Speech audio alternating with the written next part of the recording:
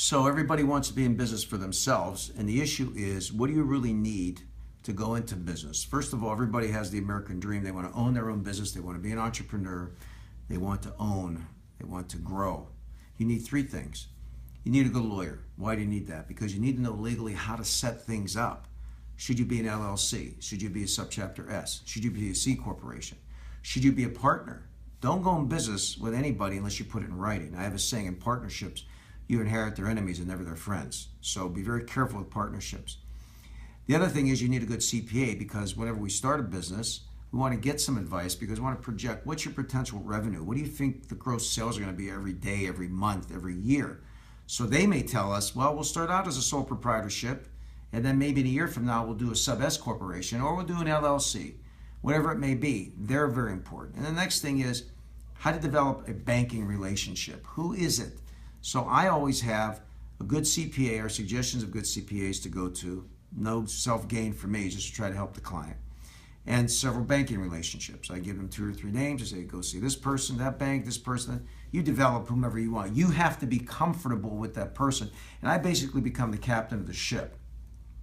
You have to understand that in business, there's always legal issues. You'll come up with employee issues. You'll come up with insurance issues, loss issues, depending upon where you're going to do your business. If you're going to rent a place, what does the lease look like? Do they want personal guarantees? How much information should you give them? What if you want to sell the business? What does the lease say? That's very, very important stuff that you got to do. Prevention, I have for years preached prevention to clients. It's much cheaper to hire me early on than to worry about me later on. It's just that simple, because once it's set up the right way, it's important. I had a guy come to me last week. This is the same old story. Bob, my friend and I went in business 2 years ago, and we basically put nothing in writing, and now he basically took all my business, and we had no agreement. And I always say that if they're a true friend, then they should be willing to put it in writing.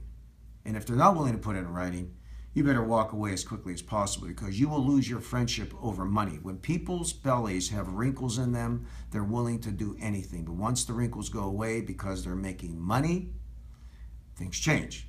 It's just a life. That's the way that it is.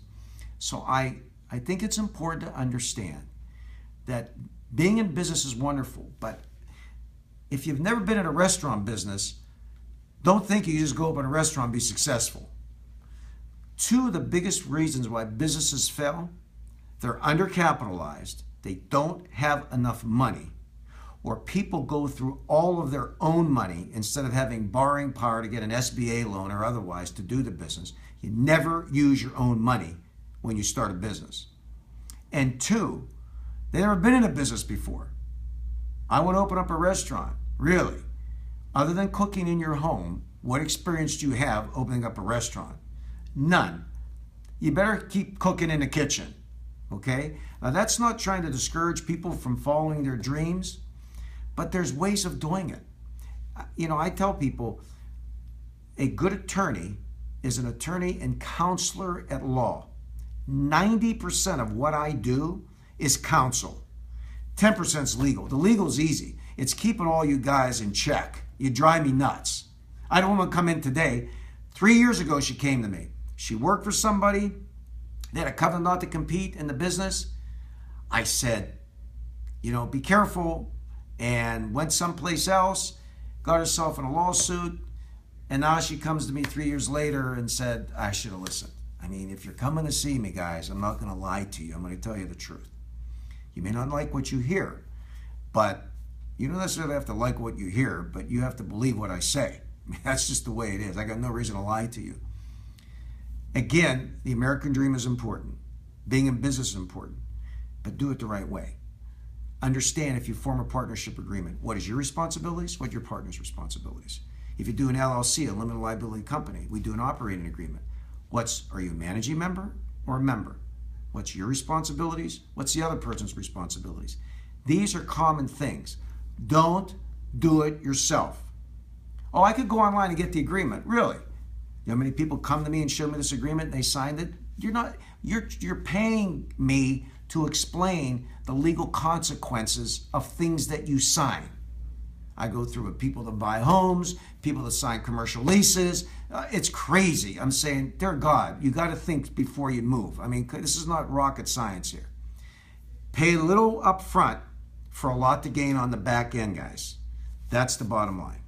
So this is Bob Massey. Nice talking to you. This is my first time doing this. So I don't know if anybody's going to watch it, but I sure had a good time. Give me a call, 702-870-1100. Take it easy, guys.